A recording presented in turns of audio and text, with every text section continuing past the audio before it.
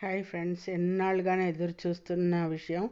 మీ అందరి అభిమానాల వల్ల నాకు 1000 సబ్స్క్రైబర్స్ అయ్యారు. విషయం చెప్దామనే నిన్న అనుకున్నాను, ఒక వీడియో చేద్దామని అనుకున్నాను ఫ్రెండ్స్. నాకు కుదరలేదు. సో ఇప్పుడు ఏంటంటే ప్రాసెస్లోకి వెళ్ళిపోదాము. నేను ముందుగా బెల్లం పానకం చేసుకుంటున్నాను. ఒక పక్క ఏమో కొంచెం వేడి నీళ్ళు మరిగించుకుని అందులో చింతపండు, ధనియాలు, ఎండుమిర్చి నానబెట్టేశాను. ఎందుకంటారా, ఇన్స్టెంట్ అల్లం పచ్చడి అండి.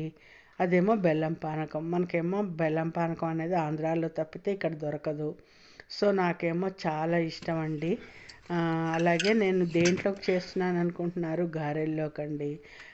గారెలకి పిండి నేను మిక్సీలో రుబ్బాను అనమాట.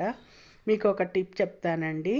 గారెలు క్రిస్పీగా రావాలి అంటే ఒకవేళ మిక్సీలో రుబ్బితే కనుక మీరు చల్లటి నీళ్ళైనా ఉంటే కూలింగ్ వాటర్ పోయండి.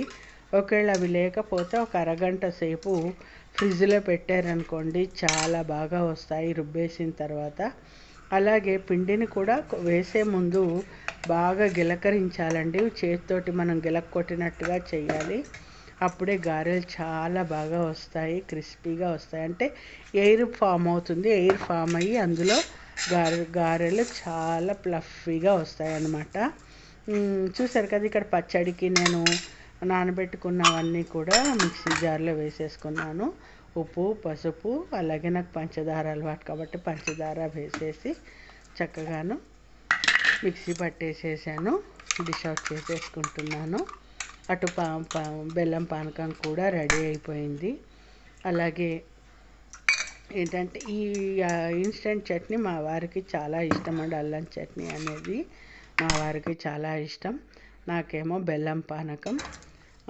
చూసారు కదా, పిండిని నేను ఎలా కొడుతున్నానో చూసారా? ఇలా చేతితోటి ఇలా చేసామనుకోండి, కొంచెం ఒక 5 మినిట్స్ చక్కగా ఎయిర్ ఫామ్ అవుతుంది. అందులో ప్లఫీగా వస్తాయండి గారెలు. సో ఇలాంటివి చిన్న చిన్న టిప్స్ పాటించారంటే మీరు మిక్సీలో రుబ్బుకున్నా కూడా బాగా వస్తాయండి. చూసారు కదా, వేసేసాను. తర్వాత వీడియోలో చేస్తూ వేయడం కదా, వీడియో తీస్తూ వేయడం కదండి, ఎక్కడ చేతి మీద నూనె పడుతుందో అని వేశాను. ఇదివరకు కూడా చెప్పాను, వంకర టింకర్గా వచ్చాయి, ఏమనుకోకండి.